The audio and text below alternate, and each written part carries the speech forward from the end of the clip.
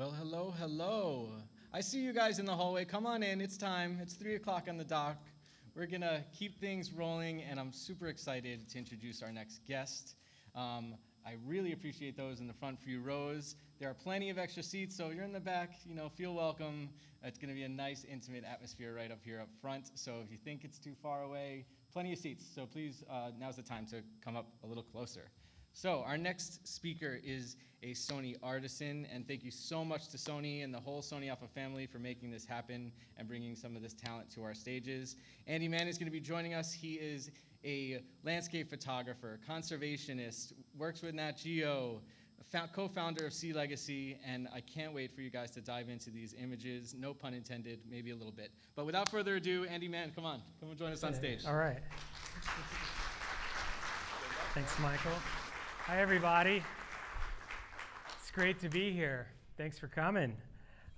First, I would like to show you a video of what it's like to be on assignment for Sea Legacy and for National Geographic. And so I hope you all took your Dramamine before coming to my show. This is crossing the famous Drake Passage from Antarctica to the tip of South America in 35-foot seas in a 65-foot Norwegian boat that was never built to take this kind of weather, and a photographer, me, who was definitely never built to weather it. I was finally able to get out and strap myself using this actual belt to the edge and hand launch a drone to get this footage, and I just had to crash it right back into the boat to do it, to get the card out. So, like my mom asks me all the time, what the hell are you doing up there? What is all this for? Well, I do that. We go through that so when someone asks me, what is it like in Antarctica? I can show them the most beautiful place on Earth. This is how you pose for a photo, by the way. I remember wanting to get a beautiful sunset image in Antarctica, and I had this beautiful sunset and this iceberg, and then I had this seal that was just sort of snoring and kind of farting and wasn't really giving me the photo I needed. And I was like, well, how do you wake a snoring seal in Antarctica? And I was like, well, first of all, you shouldn't. There's like laws against it. And then I thought, I got a little something in my throat. She sat right up and I got this shot. But images from these places are important because in most cases, photographs and video are the only way that people are going to see a place as wild as the polar regions or have an emotional connection to these remote places.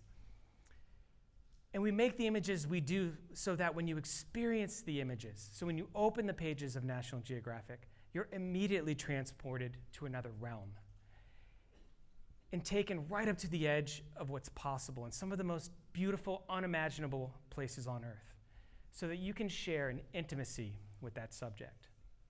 But as you'll learn in my story, it's not always safe. This is me. I first picked up a camera. I had to do some soul searching when someone asked me, hey, when did you first pick up a camera? Well, it's sort of embarrassing. I guess when I was a kid, I was obsessed with fishing, and I carried a camera along so that I could give that camera to my buddies so that they could take pictures of me holding all the fish I caught in my childhood. But in my early 20s, I studied marine biology in college. I started working for the Virginia state government doing fisheries work. Funding ran out. I moved to Colorado to get out of the East Coast and just sort of explore the mountains. And my journey sort of starts here.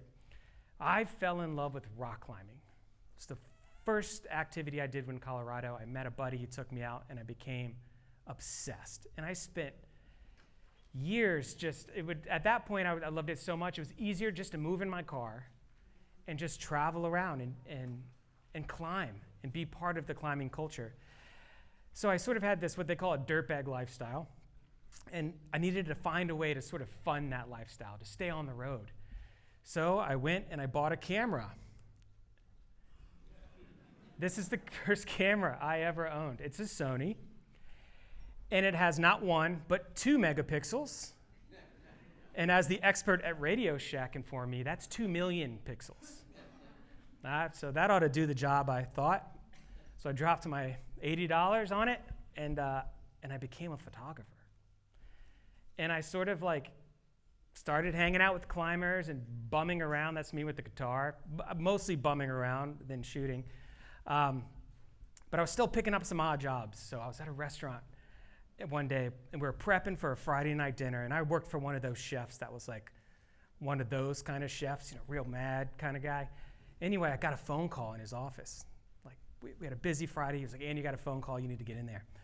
So I went in there. I picked up the phone, and it was this lady from a company called Black Diamond. She was a marketing manager. She had somehow gotten a picture of mine, and she needed to license it. She was like, I need the high res. I didn't even know what the heck high res meant. So I was like, oh, okay, she probably has the low res emailed to her. She needs the high res so that she can print it. Okay, this makes sense. And then I was like, oh no, 2 megapixels. I was like, her name was Susan. I was like, Susan, that is the high res. And if you're wondering why this image is only this big on the presentation, this is the raw image, and this is as big as it shows on this screen.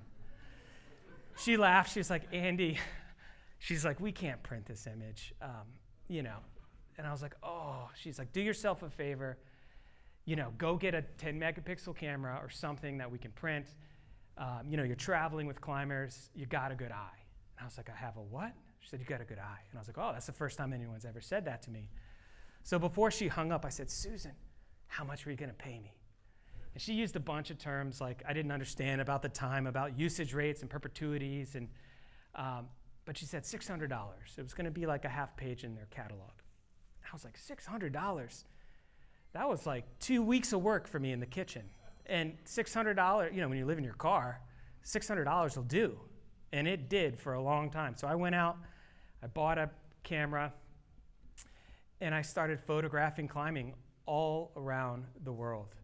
And what I'd been given at the time, which I sort of realized later was probably the most valuable asset as a storyteller you can get, which is access. It's the most important part of your story. And the places I had access to, nobody else was up there. I was shooting in places where literally people had never even set foot before. And the angle and perspectives that I was getting were like no other. As long as you don't mind hanging, 2,000 feet in the air by a 9mm rope above the ground, that's about the width of your finger. I spent about a decade just shooting climbing and dirt bagging around with guys like Jimmy Chin and Renan Ozturk and all these people that are now famous filmmakers. Somehow the Geographic, they got our claws into this group of us that they just figured could go out and suffer on any assignment and not bitch about it because they're taking us out of the desert. But before long, I was documenting some of the most difficult cutting-edge rock climbs in the world.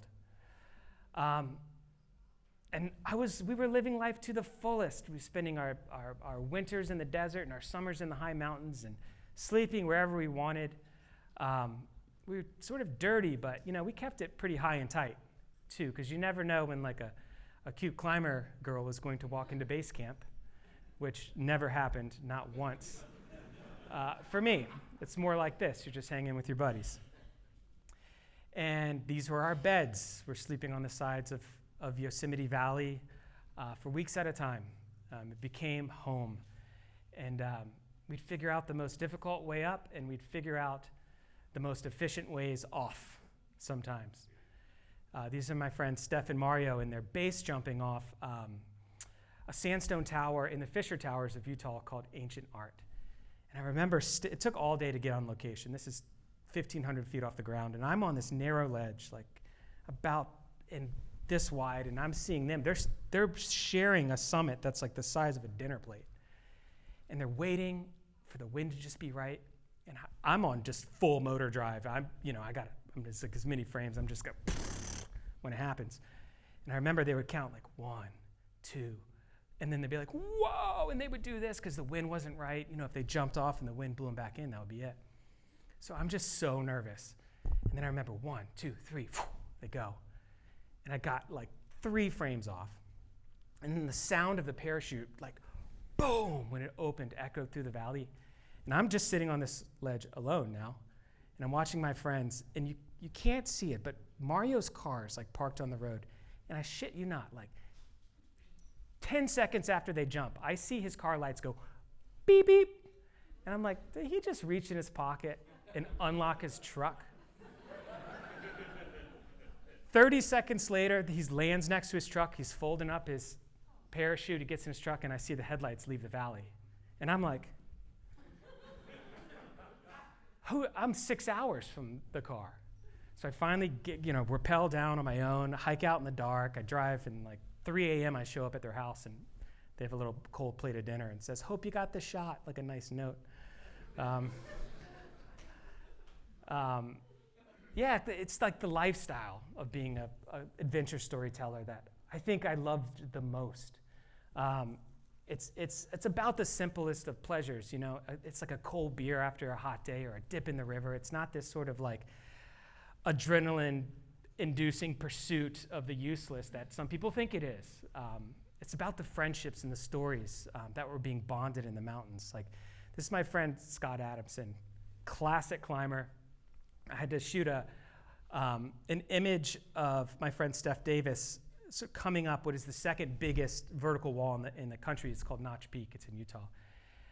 Sunrise shoot, and I needed a 100-meter rope. It's 300 feet of rope. It's like 100 pounds, plus camera gear, plus tripods, everything I needed to get the shot. So I hired Scott. I called him up. I was like, "Scott, can you come assist me? I need someone to carry a heavy pack, like 5 miles.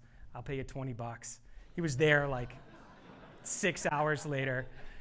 And I'll never forget, like he sets off, he goes up, I get a good night's sleep at base camp, and I'm hiking up with just a small camera bag.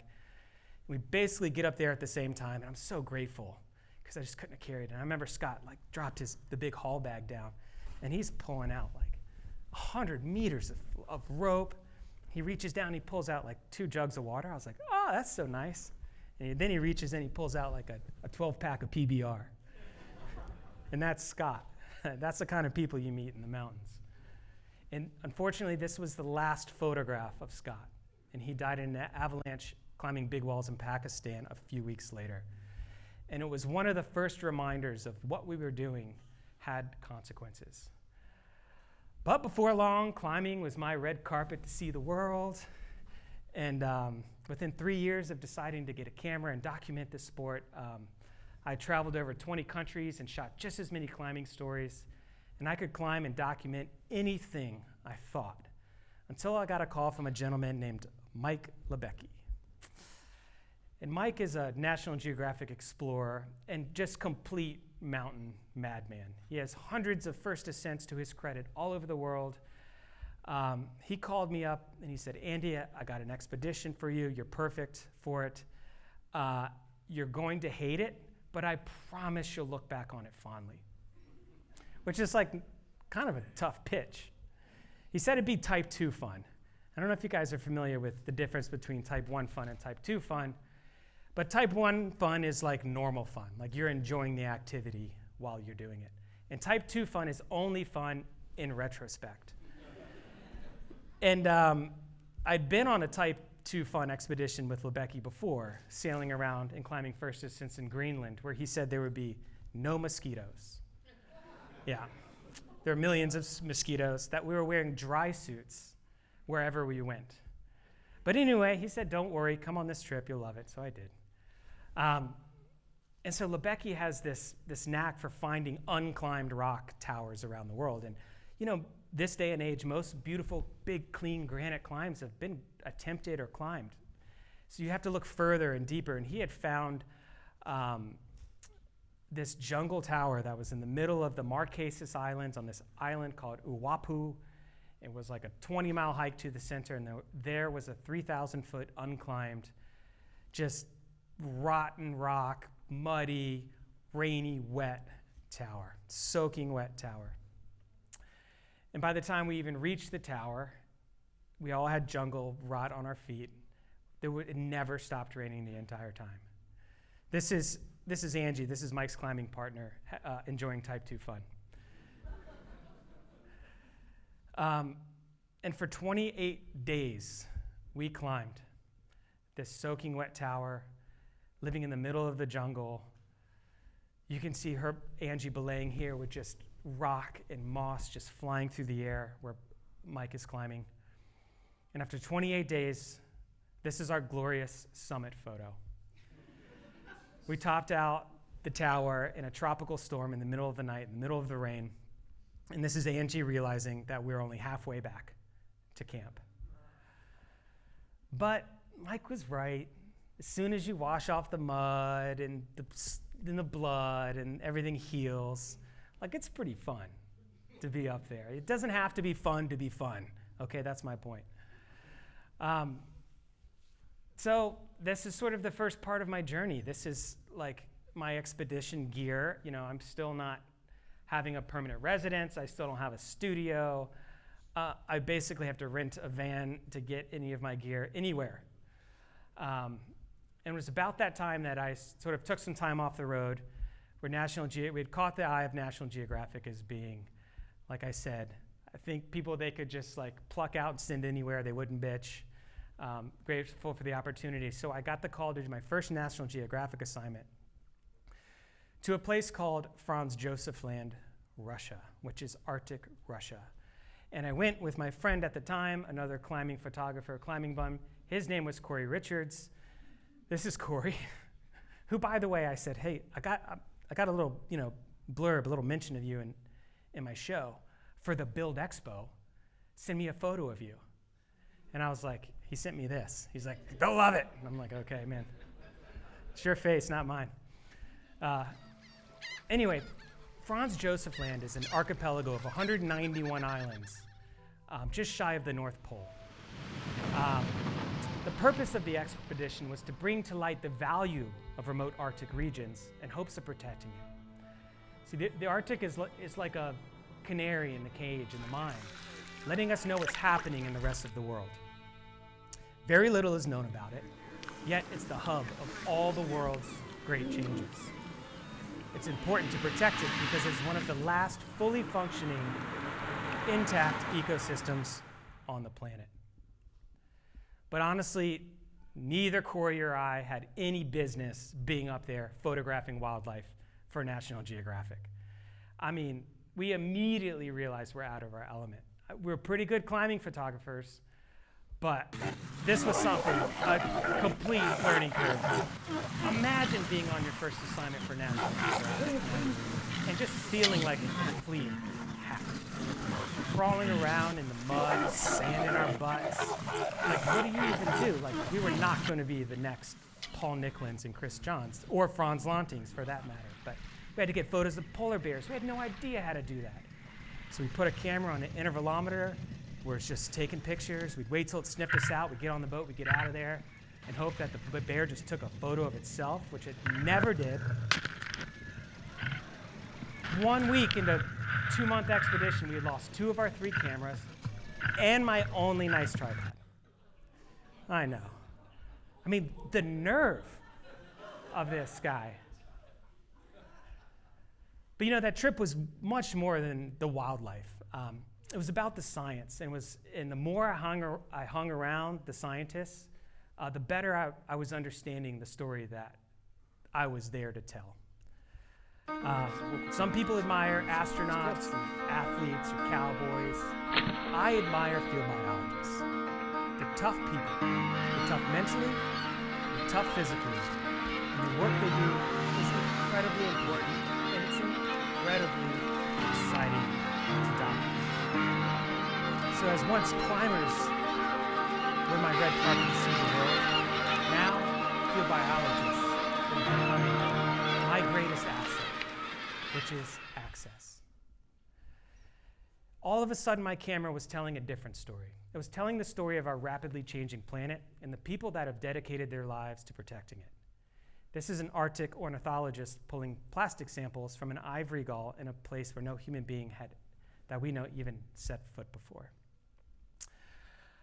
But, we got back to the Geographic. We had sort of hacked our way through. Over 60 days, we had enough images to run the article, and it was images like this now, teamed up with the data that the scientists got that now could go to work on behalf of Frans Josef Land in all polar regions. And upon returning, we were surprised out to find, like a few weeks later, we were awarded what's called the Crystal Compass Award from the Royal Geographic Society for our storytelling efforts that led to the declaration of the world's largest Arctic national park in the world. Thanks. You'd think I'd be elated, but this is how I felt when I got back. I had just been on the front lines of conservation for National Geographic. I had just been decorated and awarded from the Royal Geographic Society, and I'm back to Boulder, sleeping on my buddy's couch, and just the thought of sleeping in the desert or crushing PBRs just didn't seem that appealing to me anymore. I was at a crossroads between my youth and my future. And I didn't know what to do, so I didn't shoot for months. And that's when I got a call from a friend of mine named Jessica Cramp, who was also a climber turned National Geographic explorer. That truly began my descent from summit to sea. Jess was leading a shark tagging expedition in Fiji. She called me up and she said, Andy, there's one berth on the boat, there's one bunk. I got a little budget for communications. You'd be great to come document this expedition. I said, Jess, I'm not dive certified. I've never been under the water in my life. She goes, and she was smart. She was like, Andy, most good ocean stories are topside stories. They're people stories. The underwater is just the B-roll.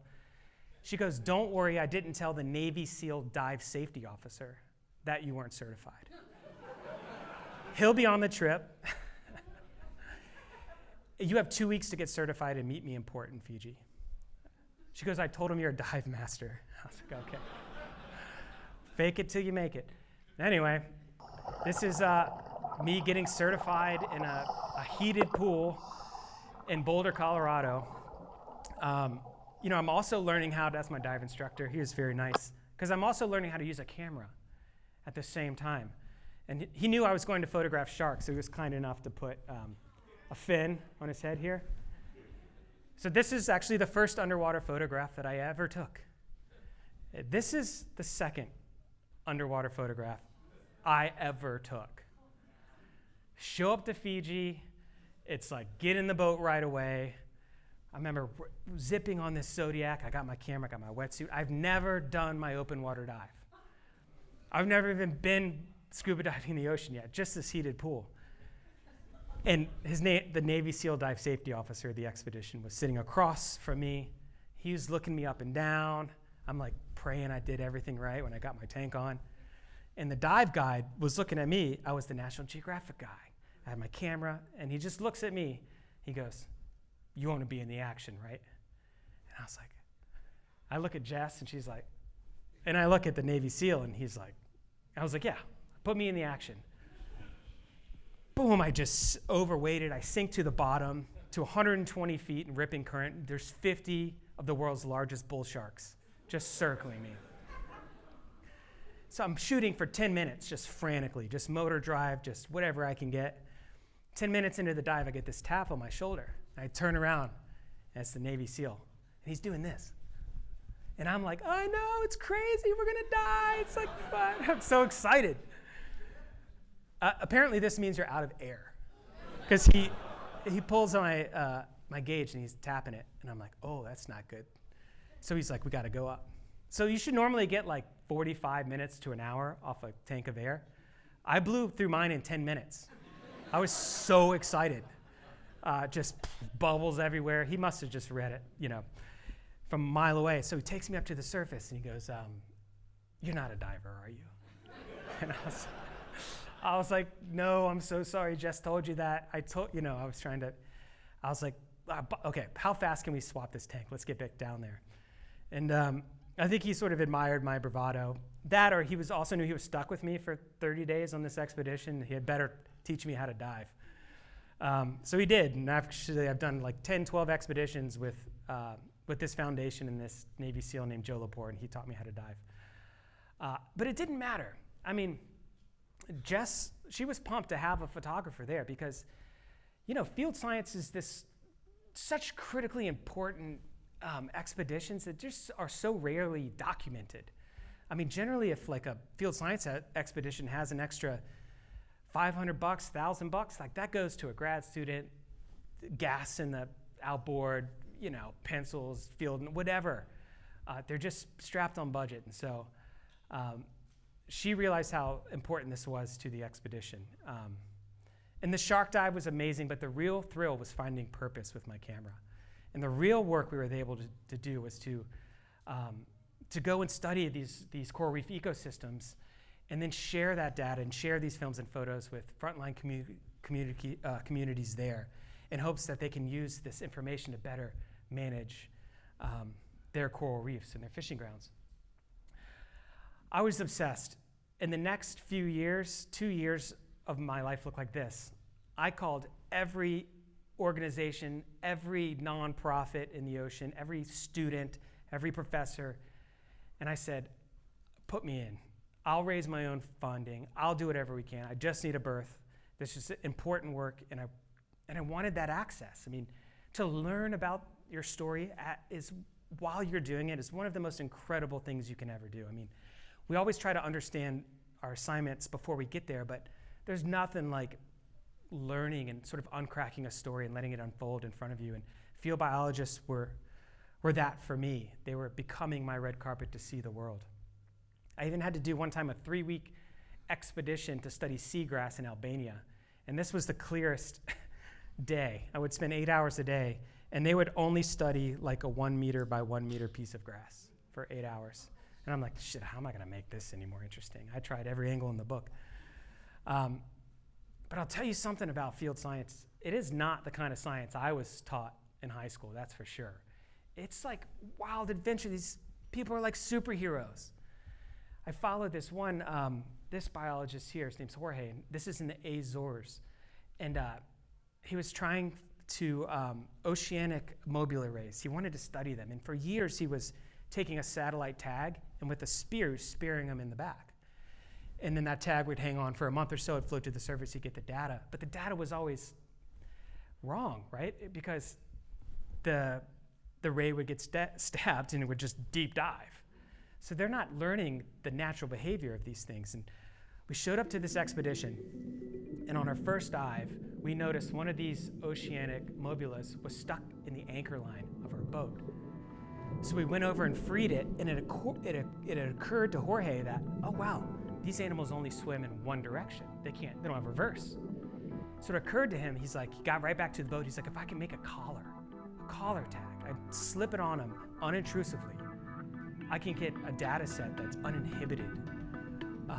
So for weeks, he was free diving down. He could hold his breath for 2 minutes and dive 100 feet. And finally, after like a couple weeks, I remember filming him.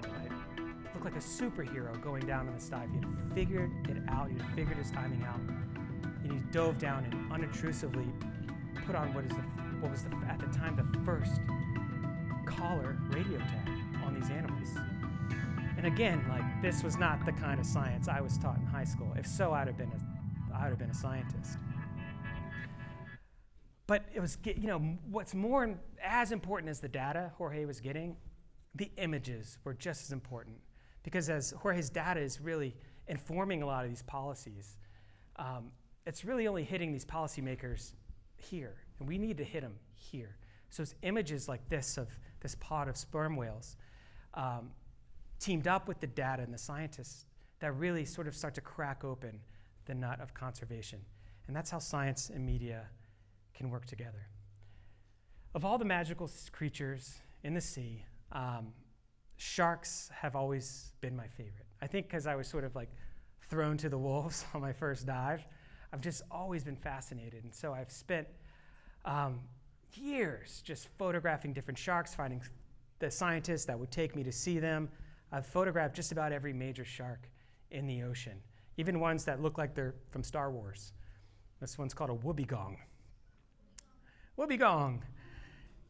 This is a great white shark. I spent 3 days floating at the surface off a place called Guadalupe Island, Mexico, hoping to recreate the Jaws poster. And I finally got it. I'm obsessed with sharks. Of all the sharks in the sea, I do have a bit of a history with one of them, and that is the tiger shark. I did this commercial one time for Apple where they gave me a new iPhone to use, and they almost didn't get it back.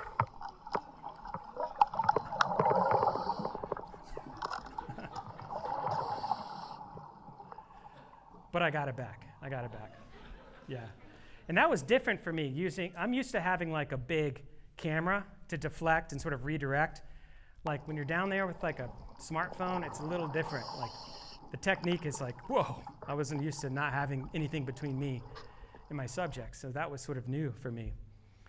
It was a funny assignment because they called me up. They said, Andy, we're going to shoot this Apple shot on iPhone spot.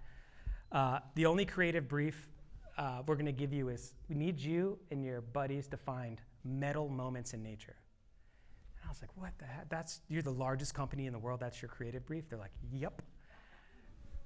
And they were like, okay, we're gonna license like a Megadeth heavy metal song, and then it's an Earth Day spot called "Don't Mess with Mother," and we need you to find metal moments in nature. I said, okay. Oh, and back to ripping the camera out of the tiger shark's mouth. They also said, they were like prototype phones.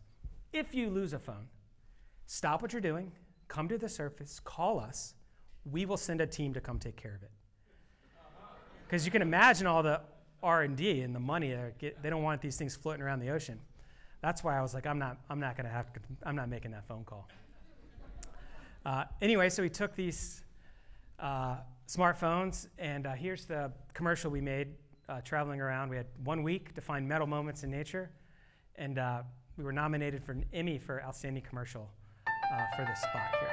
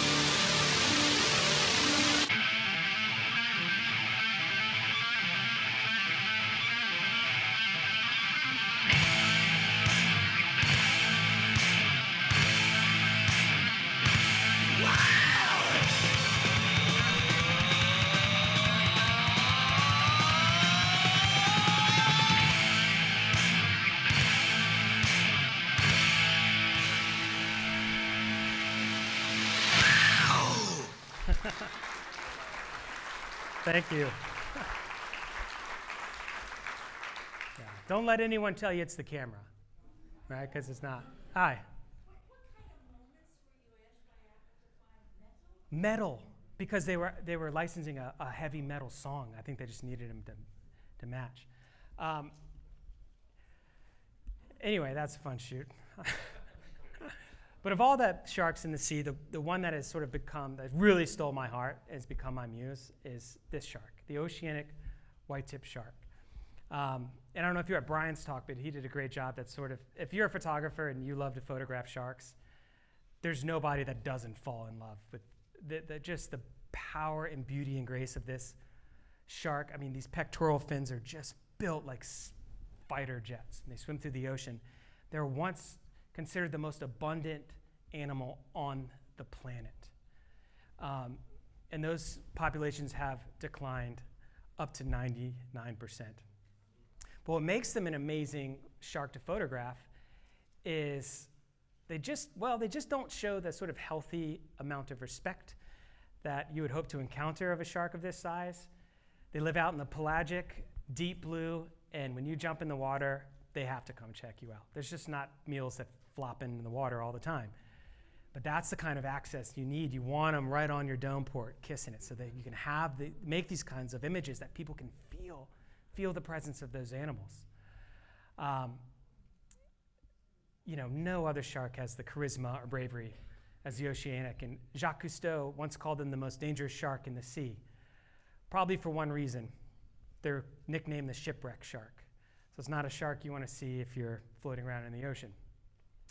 But I needed to get compelling images of him, and I tried on scuba. And I just couldn't get the same access. I think it was the clanking and banging and bubbles and whatever it is, that they just weren't coming close enough. So I had to learn how to free dive. So I trained free diving. So in order to make compelling images of these sharks, I needed them to get close to me, and I needed to get close to them. So I trained for a few weeks with professional free divers, and they taught me a few things about free diving. Because after this slide, I'm going to take you on a little free diving lesson. For 60 seconds, we're all going to hold our breath and free dive with the oceanic whitetips. So here's your little instruction, right? So the first thing they say to do is like, you're floating on top of the water, you're doing your breathe up, which is like you're relaxing. You don't have to like shake your hips like this. I'm just illustrating. I don't know why I illustrate this as being relaxed, but I'm relaxed. You sort of relax, you're almost falling asleep, and then you want to do your breathe up, which is you're sort of packing air from the lowest part of your lungs all the way through your cavities into your chest, kind of like a kind of midsection, throat, and like a few sips, ever hurt, at the top. And then you go down and you work with the shark, and you get about 60 seconds if you're swimming around and you're deep. That's probably as long as I can go. But since you're not swimming with sharks, I expect most of you to be able to do the 60 seconds.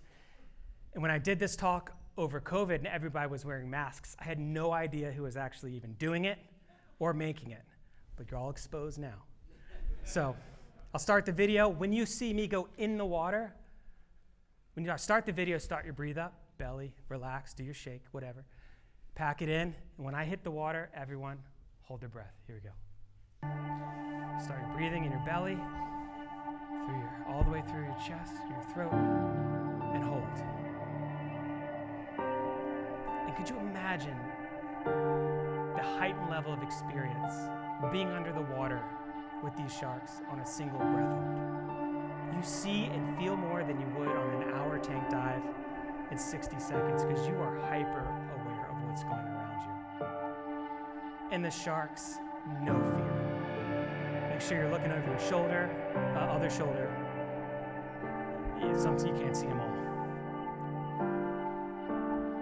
But then you gotta come up. You feel your chest starting to tighten. You gotta come up. You can't get up because you can't swim through sharks. So you wait, you admire the beauty and the power of these incredible animals. And then you surface, and everybody can breathe. Here's some exhales. All right. Good job, Ev. Give yourself a round of applause for free diving with Oceanics.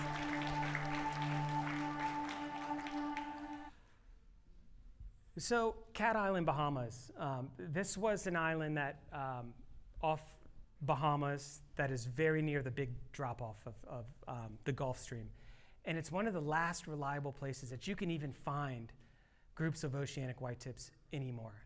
And this was discovered by Brian Scarry and his team of scientists in 2006. And so for a critically endangered species, to be able to find populations of them is incredibly exciting. So what we would do, how do we study them? How do we protect them? What we wanted to do is learn how they got there and where they go when they leave, the protection of the Bahamas.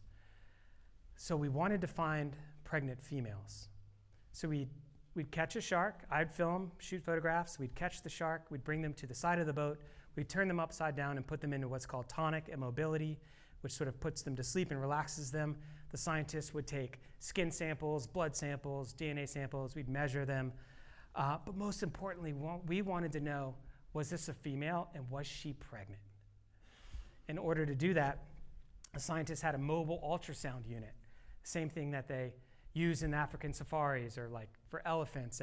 I guess you can't get an elephant like on the table and to see if she's pregnant and to do an ultrasound. So they have these mobile units, and I remember the scientists would wave this wand on the belly of the shark, and she'd be shouting, 1 pup, 2 pups, 3 pups.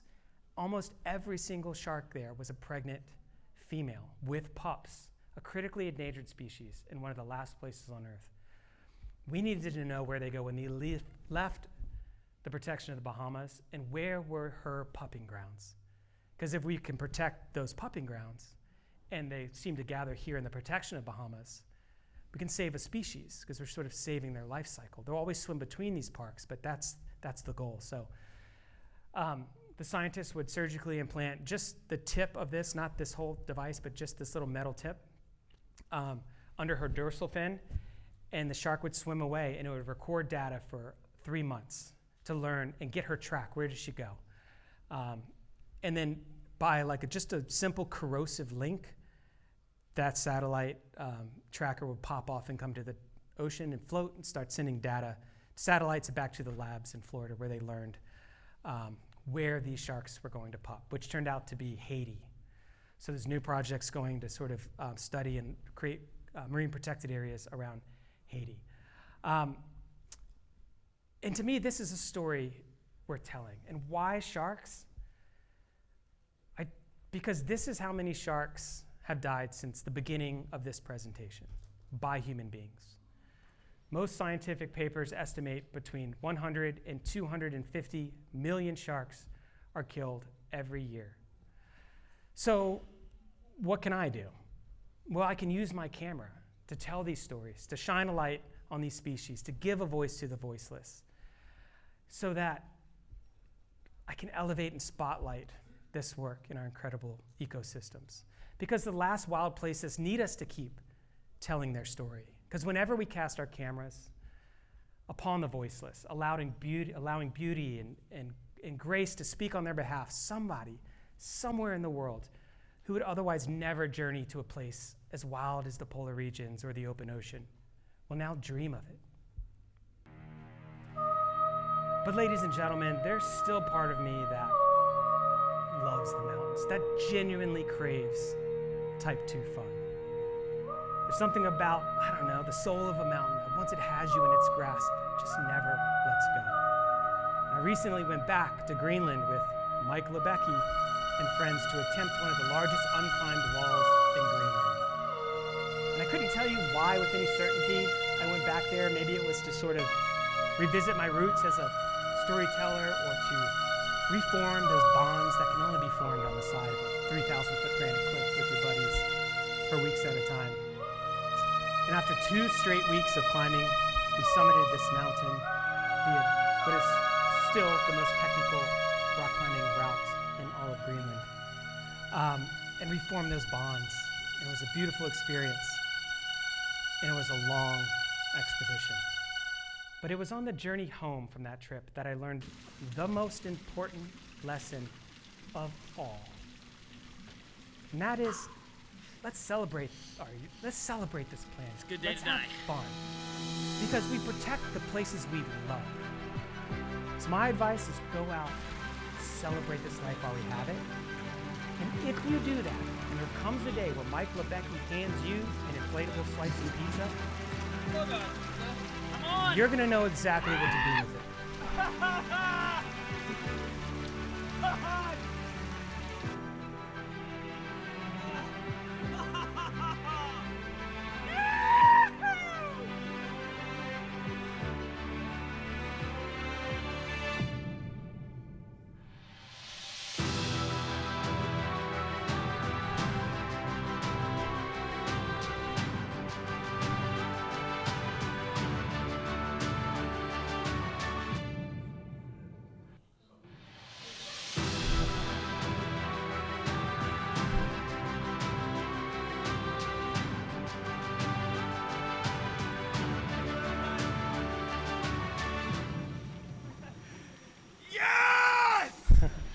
Thanks, you guys. Really appreciate it. Thanks for listening. Thank you. Thank you. Thanks. Oh, thank you. Thank you.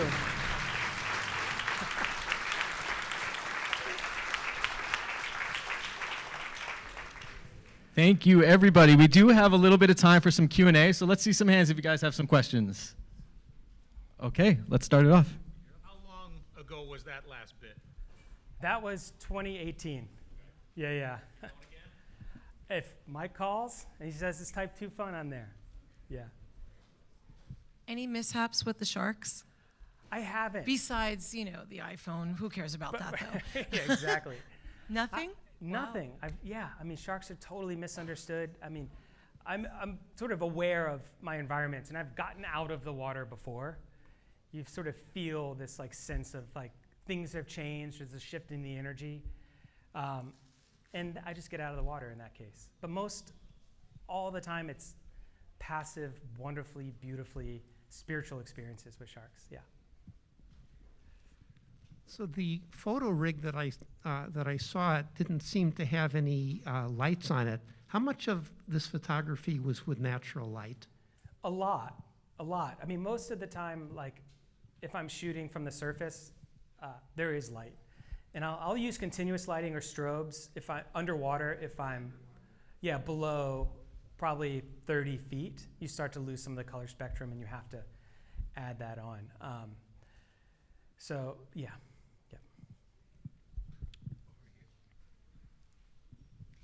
Hello, and thank you for your story. It's very, very inspiring. Thank you. I'm wondering, how many devices do you have when you're shooting something in the wild? Because even sometimes with one camera, it's so difficult to go somewhere and climb and do something. Yep. Yeah. So, I mean, to be honest, the game really changed for me in 2015 when Sony first released the A7S1, because my work is not in the studio. It's not on set. So they're the most remote places in the world, and I do photo and video, often in terrible light and terrible conditions.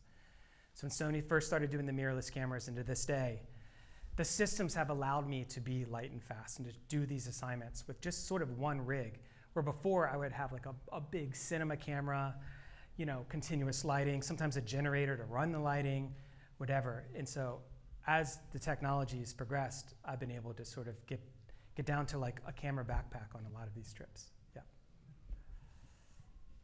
Any other questions? How cold was the water you pizza into? 30 degrees Fahrenheit. Yeah. Which was 2 degrees colder than I thought it was going to be, because I guess salt water freezes at a lower temperature, the captain told me.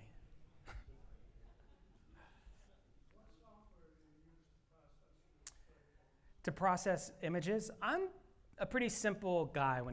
I use Lightroom almost just exclusively, use Adobe Lightroom. And I don't even use it as like its powerful cataloging tool. I just use it as a simple editing program. I just do basic standard editing. And it's just one of my favorite parts of being a photographer. It's living with these images and these stories and sort of creating my own looks and stuff. But yeah, I'm a Lightroom guy.